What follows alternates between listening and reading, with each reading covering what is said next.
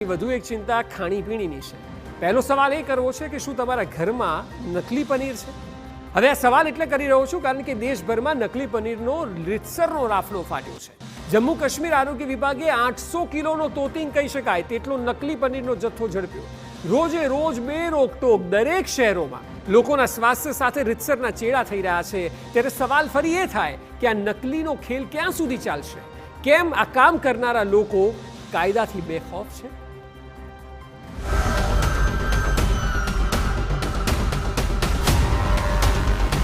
આ પનીરને જુઓ,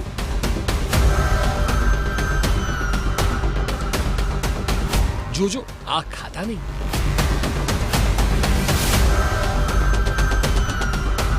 આ પનીર મારી નાખશે। જમ્મુ એન્ડ કાશ્મીરમાં ફૂડ સેફ્ટી વિભાગની કડક કાર્યવાહીના ભાગરૂપે એક બે નહીં પરંતુ 800 કિલો નકલી પનીર જપ્ત કરવામાં આવ્યું છે। આ નકલી પનીર દિલ્હીથી કટરા બસ દ્વારા મોકલવામાં આવી રહ્યું હતું અને આરોગ્ય વિભાગને તેની બાતમી મળેલી ગુપ્ત માહિતીને આધારે આ કાર્યવાહી કરવામાં આવી અને બાદમાં આરોગ્ય વિભાગ પણ ચોંકી ઉઠ્યું। આટલી બધી મોટી માત્રામાં જથ્થો ઝડપાવો એ ખરેખર મોટા આંચકા સમાન છે। 800 किलो पनीर जो कि देखने में तो ऐसा लग रहा है कि ये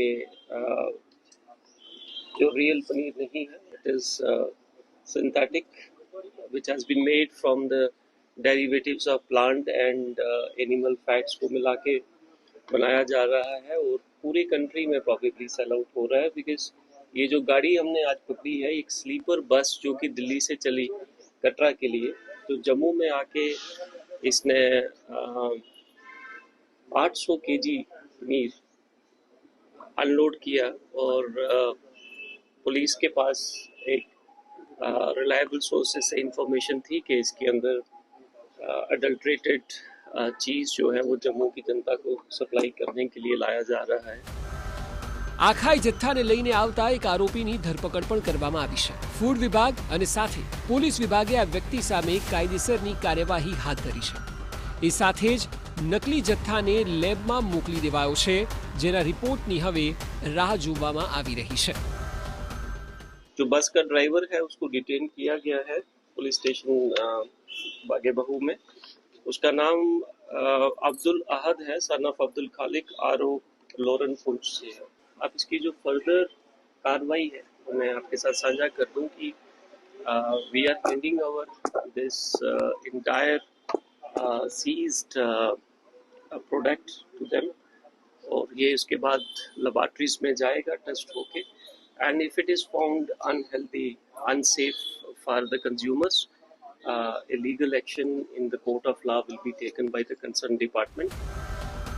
આ તરફ ખૂબ સારી રીતે સમજો કે પનીરમાં સામાન્ય માણસને ખ્યાલ કઈ રીતે આવે કે નકલી છે કે असली। આ વેપારી શું કહી રહ્યા છે તે જુઓ। जैसे हमारा ये जो आ गया ओरिजिनल पनीर, इसको आप प्रेस करोगे ना, ये इसका टेक्सचर जो आएगा क्रीमी आएगा और बिल्कुल, और जो आएगा डुप्लीकेट जहाँ सोया पनीर आएगा फॉर्म में आएगा। હવે આપને ખૂબ સાદી ભાષામાં સમજાવી કે નકલી અને असली પનીરને તમે ઘરે બેઠા કઈ રીતે ઓળખી શકો। પહેલા તો પનીર દૂધમાંથી બને એટલે તેની અંદર જો असली હોય તો દૂધની સુગંધ આવે, જો સુગંધ ન આવે તો સમજી લેવું કે પનીર નકલી છે। એ સિવાય પનીરનો એક ટુકડો હાથમાં લો, તેને બરાબર હથેળીઓ પર ઘસો। ઘસતા સમયે જો તેનો રંગ ભૂરો થઈ જાય તો સમજવું કે તે નકલી છે। જો તે સફેદ જ રહે તો તે असली પનીર છે। નકલી પનીર એક રીતે આપ જોશો તો રબર જેવું દેખાશે, સ્પર્શ કરવામાં પણ કઠણ અને થોડું અઘરું લાગશે।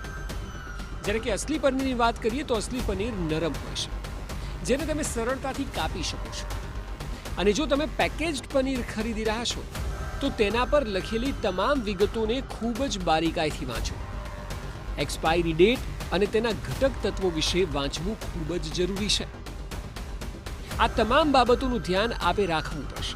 જો કે જે પ્રકારે નકલી પનીર કાશ્મીરમાંથી ઝડપાયું છે તેને લઈને અનેક સવાલો ઊભા થઈ રહ્યા છે। સૌથી પહેલો અને મહત્વનો સવાલ એ છે કે શું આખા દેશમાં નકલીનો જથ્થો મળી રહ્યો છે?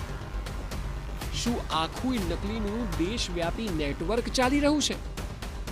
અને એટલા માટે ત્રીજો અને મહત્વનો સવાલ એ છે કે દિલ્હી, કાશ્મીર અને ત્યારબાદ આ નેટવર્ક જોડે હજી કેટલા રાજ્યો છે કે જ્યાં સપ્લાય થઈ રહ્યો છે? આ સવાલ થવા એકદમ જરૂરી છે, કારણ કે આખાય નકલી પનીરનો કાંડ આંતરરાજ્ય છે. દિલ્હીથી બસ મારફતે પનીર કાશ્મીર પહોંચાડાઈ રહ્યું છે, અને એટલે શંકા એ વાતની છે કે આ નેટવર્ક અન્ય રાજ્યોમાં પણ ફેલાયેલું કદાચ હોઈ શકે છે, અને આવું હોય તો બિલકુલ નવાઈ નહીં. જો કે હવે જોવું રહ્યું કે કાશ્મીરમાં ઝડપાયેલા જથ્થાની તપાસમાં કયા નવા ખુલાસા થાય છે. Bureau report, TV9.